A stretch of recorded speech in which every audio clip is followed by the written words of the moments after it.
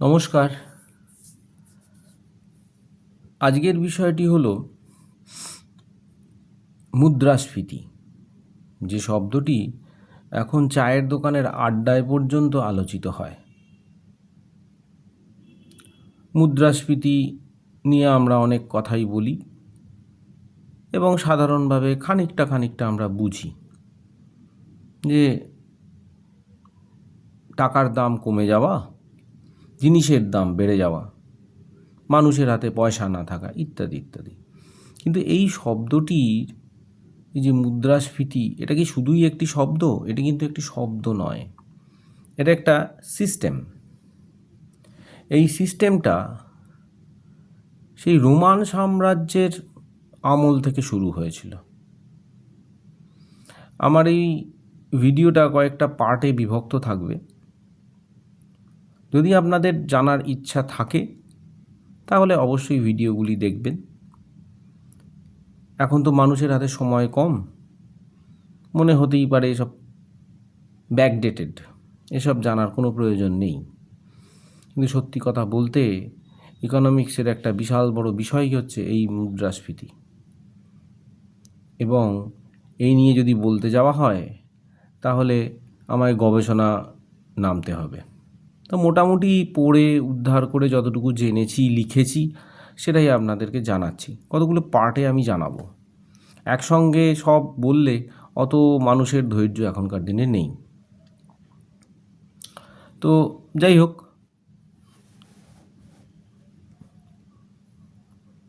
Augustus caesar খ্রিস্টপূর্বাব্দ 27 খ্রিস্টপূর্বাব্দে তখনকার দিনে রৌপ্য মুদ্রা চালু করেন। তখন মোটামুটি 95% তার গ্রেডেশন ছিল, এবং এটাই ছিল রোমান অর্থনীতির স্বর্ণযুগ। এখন মুদ্রা ছিল অত্যন্ত শক্তিশালী এবং একটা নির্ভরযোগ্য বিষয়। সিজারের পরে মার্কাস অরেলিয়াস, তার সময়ে টাকার দাম অর্থাৎ রোমান মুদ্রার দাম 75% নেমে আসে। কারণটা ছিল যুদ্ধ আর প্লেগ নামক যে ভয়াবহ মহামারী হয়েছিল সেই কারণে। তার পরের যুগ 200 খ্রিস্টাব্দ, সেপ্টিমিয়াস সেভেরাস, তার সময়ে রোমান মুদ্রার দাম 50% নেমে আসে। মুশকিলটা হয়ে গেছে যে প্রতিটা দেশের, তখনকার দিনেও যারা বড় বড় দেশ ছিল বা শক্তিশালী দেশ ছিল, তাদের নিজস্ব যে সৈন্যবাহিনী, সেই সৈন্যবাহিনীকে রাখতে গিয়েই কিন্তু মুদ্রার বেশিরভাগ স্খলন হয়েছে। সৈন্যদের বেতন বাড়াতে গিয়ে সেপ্টিমিয়াস সেভেরাসের সময়ে 50% সেই রৌপ্য মুদ্রার দাম কমে যায়। 260 খ্রিস্টাব্দ গ্যালেনিয়াস 50% থেকে মুদ্রার যে ভ্যালু বা দাম সেটা 5% চলে আসে। এই সময়কালকে বলা হচ্ছে নাকি তৃতীয় শতাব্দীর সংকট। মুদ্রাগুলি রূপোর মতো আসল দেখতে হলেও মূলত সেগুলো হচ্ছে তামার, এবং তার ওপরে একটা রূপোর প্রলেপ দেওয়া থাকতো। শেষকালে 5%-এরও কম এরম জায়গায় চলে আসে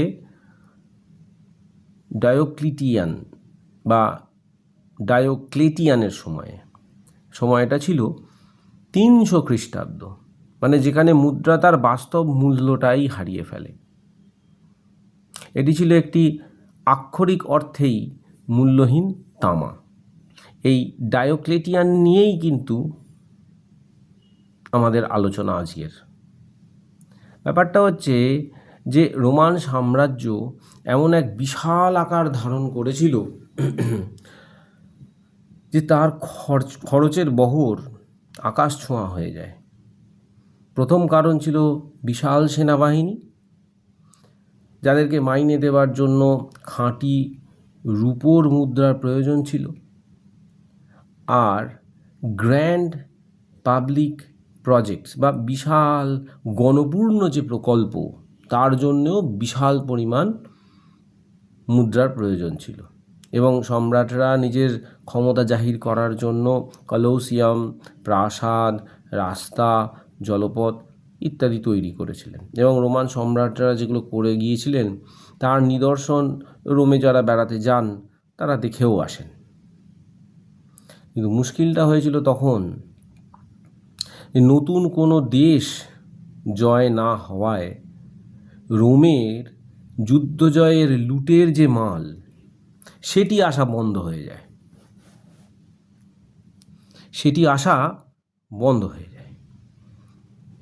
একই সাথে স্পেনের যে রূপোর খনিগুলো থেকেও নতুন করে ধাতু উত্তোলন অর্থাৎ রূপো উত্তোলন কমে আসছিল। খেয়াল করে দেখবেন, সবসময় রূপো বলছি, সোনা কিন্তু বলছি না। তার মানে সেই সময়টা সোনার ব্যবহার ছিল না, মানে রূপোই ছিল বা রূপোর তৈরি মুদ্রাই প্রচলন ছিল। রোমের সম্রাটদের অবমূল্যায়ন নীতি। এবার রোমের মুদ্রার তৎকালীন নাম ছিল ডেনারিয়াস।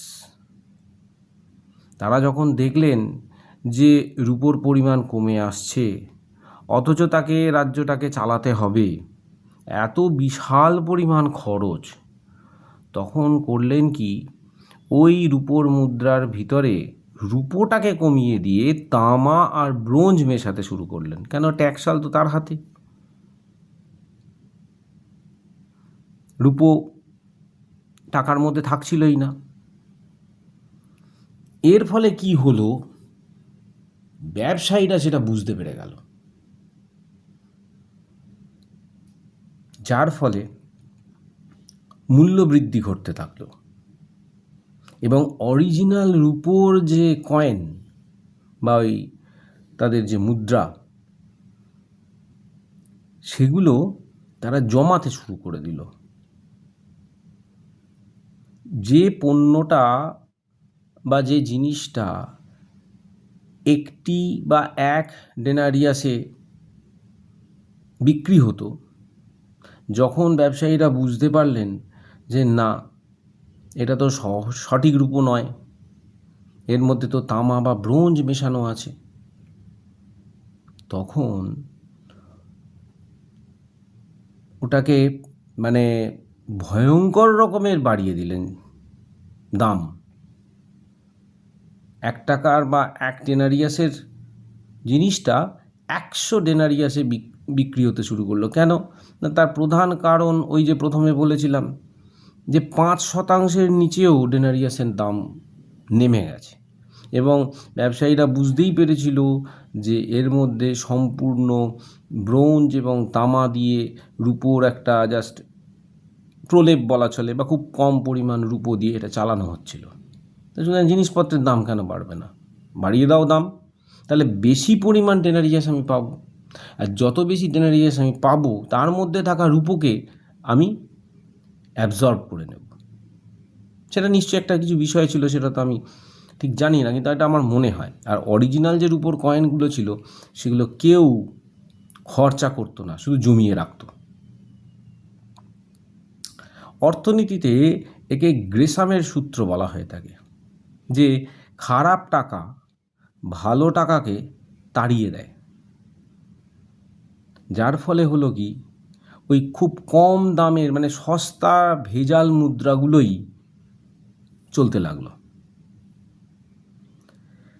কিন্তু সেই সিস্টেমটাকে ঠিকঠাক রাখার জন্য